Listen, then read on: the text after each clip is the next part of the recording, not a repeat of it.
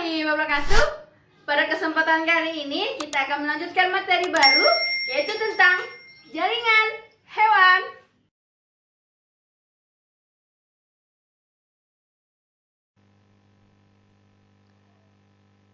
Jaringan saraf. Jadi jaringan saraf ini terdiri atas sel-sel saraf ya yang disebut dengan neuron. Jadi neuron itu berfungsi untuk merespon perubahan yang ada di lingkungan, membawa impuls saraf ke pusat saraf atau sebaliknya. Impuls itu rangsangan yang kita terima, itu impuls. Dan fungsinya bereaksi aktif terhadap rangsangan yang apa kita dapatkan. Jaringan saraf itu mempunyai fungsi ya. Yang pertama, ini dia mengkoordinir dari tubuhnya kita. Kedua, dia menghantarkan impuls yang berasal dari rangsangan yang kita dapatkan. Dan memberi jawaban itu adalah respon yang tepat ke organ-organ efektor.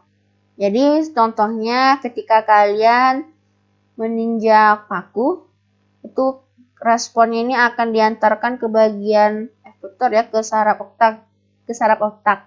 Jadi kalian bisa merasakan injak paku itu terasa sakit sekali, tapi tidak seperti diputuskan ya.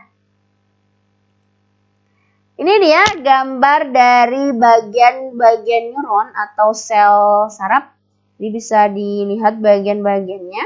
Jangan dilupakan ya. Nah, yang pertama itu ada dendrit. Dendrit yang serabut saraf ini yang pendek. Jadi dendrit ini serabut saraf yang pendek. Dia fungsinya itu membawa impuls itu ke badan sel saraf ya. Ini dia bagian dari badan sel saraf. Ini bagian dari badan sel saraf. Jadi fungsinya dari dendrit ini dia membawa impuls ke badan sel saraf nantinya. Ini badan sel saraf yang bulatan ini. Yang kedua itu ada akson. Akson ini serabut saraf yang panjang. Jadi bisa dibedakan. Kalau dendrit itu adalah serabut saraf yang pendek, sedangkan akson itu merupakan serabut saraf yang panjang. Ini fungsinya dari akson atau neurit itu membawa impuls meninggalkan dari badan saraf. Sedangkan badan saraf ini yang mengandung inti sel dan anak inti sel atau neuron plasma yang berada di dalamnya. Jadi banyak sekali inti sel ya, ini bagian dari inti selnya. Fungsinya dari badan sel itu menerima rangsangan dari dendrit. Nanti dari badan sel ini akan membawa impuls ya, jadi sehingga akson itu meninggalkan bagian dari badan sel. Selanjutnya itu ada sel Schwann ya. Ini dia ada sel Schwann yang warna kuning di dalam dari akson ini. Ada sel Schwann. Sel Schwann ini diselubungi oleh bagian dari selubungnya myelin. Jadi sel Schwann ini diselubungi oleh selubung myelin ya. Terus ada nodus Lanvier. Ini adalah nodus Lanvier ya. Menghubungkan antara akson 1 dengan akson yang lainnya. Ini fungsinya ini untuk mempercepat reaksi yang terdapat di bagian sel saraf atau neuron. Nah, ini arah jalannya impuls itu satu arah. Jadi dia tidak bolak-balik ya. Jadi arahnya jalannya impuls itu cukup satu arah. Jadi impuls itu rangsangan yang kita terima. Jadi yang pertama ini dari dendrit ya, ini dendrit. Menuju ke bagian dari badan sel, menuju akson, dan yang paling ujung itu adalah dari ujung akson. Jadi dia jalan impuls itu satu arah, tidak bolak-balik. Itu dia. Lanjut, berdasarkan fungsinya, sel saraf atau neuron itu dibedakan menjadi 3 ya. Yang pertama itu ada neuron aferen atau neuron sensorik. Fungsinya ini dia menyampaikan rangsang dari organ penerima rangsang reseptor ke sistem saraf pusat kita. Apa sistem saraf pusat kita? Yaitu otak dan sumsum tulang belakang. Ini dari gambar dari neuron aferen ya atau neuron sensorik. Yang kedua itu ada neuron eferen atau neuron motorik. Ini fungsinya itu menyampaikan impuls dari saraf pusat tadi itu ke bagian efektor. Itu dia. Dan yang terakhir itu ada neuron asosiasi atau interneuron. Jadi ini bagian dari terakhir ya. Ini menyampaikan impuls dari neuron sensorik atau dari interneuron lainnya ke neuron motorik. Jadi contohnya seperti ini. Jadi ketika kalian ini memegang apinya lilin, ketika tangan kita di atas apinya lilin, jadi saraf sensor ini akan mengantarkan rangsangan ini ke saraf pusat, ke otak atau ke bagian sumsum tulang belakang. Itu nanti diolah di neuron motorik. Dia akan menyampaikannya. Ya, dia akan menyampaikannya. Tadi sudah diteruskan dari sensorik, akan dilanjutkan ke motorik, bahwa yang kalian pegang itu akan terasa panas. Jadi ketika sudah kalian merasa panas, tangan itu terangkat ya. Jadi oleh neuron asosiasi ini dia dibolak-balikan ya dari sensorik ke motorik. Jadi itu berdasarkan fungsinya itu ada 3 ya. Sensorik, motorik, dan asosiasi.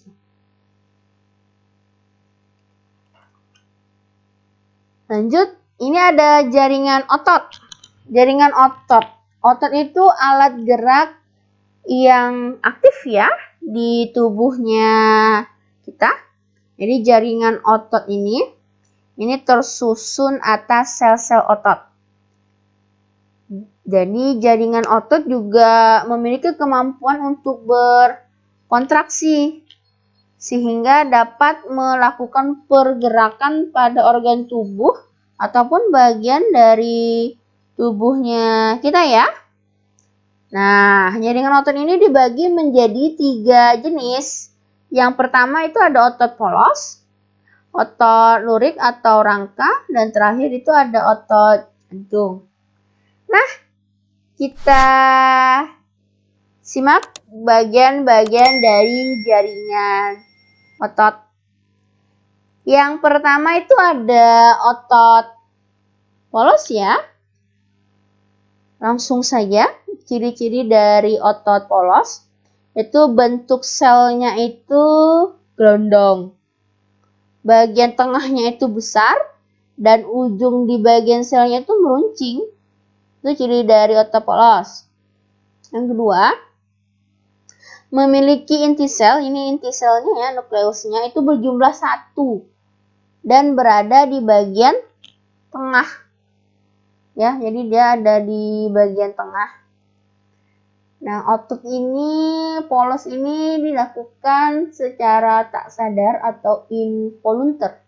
Jadi otot tak sadar atau involuntar, di luar dari kehendak kita. Nah, aktivitasnya itu lambat. Kontraksinya itu lama, tapi tidak cepat. Lelah ya. Jadi dia terletak itu pada alat-alat tubuh kita, bagian dalam. Misalnya itu di saluran pencernaan, saluran pernapasan, kandung kemih, dan pembuluh limpa. Jadi memang benar-benar termasuk otot polos ini termasuk otot tak sadar ya. Jadi kalian tidak tahu bahwa tubuh kalian itu melakukan saluran pencernaan pernapasan itu kapan, ya tidak tahu. Jadi dilakukan dengan otot tak sadar. Itu otot polos. Nah, ini dia ini gambar asli ya, diambil dengan Microsoft SAM. Jadi ini kelihatan Bagus sekali, ini bentuk selnya memang gelondong ya. Berada di bagian tengah, jadi setiap selnya itu ada inti selnya itu hanya ada satu. Itu otot polos. Selanjutnya itu ke otot lurik ya. Di bagian lengan kita itu ada otot luriknya. Bentuknya itu silindris ya, ini silindir sekali atau serabutnya panjang. Inti selnya itu berjumlah banyak sekali ya, tapi berada di bagian tepi. Kalau di polos itu inti selnya itu di tengah. Kalau ini tuh inti selnya itu di bagian tepi. Sadar kita lakukan. Jadi termasuk otot sadar atau otot volunteer. Aktivitas yang dilakukan itu cepat, kontraksinya cepat, dan mudah cepat lelah pula.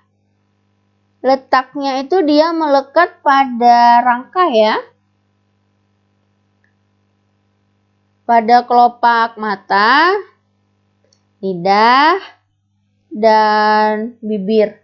Jadi ketika kelopak mata ya, ketika ada melihat cowok ganteng lewat, cewek cantik lewat, mainlah mata tuh.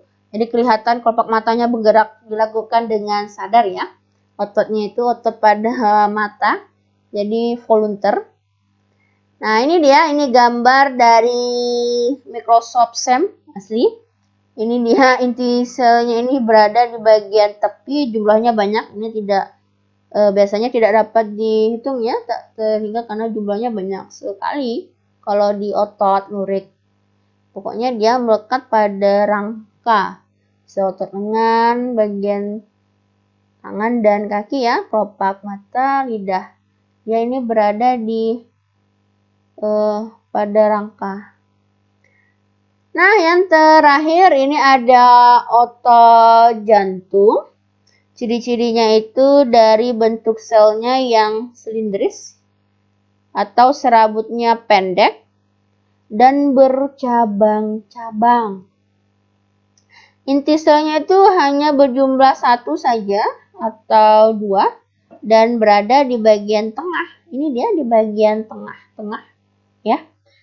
Ototnya itu tidak sadar atau involunteer ya.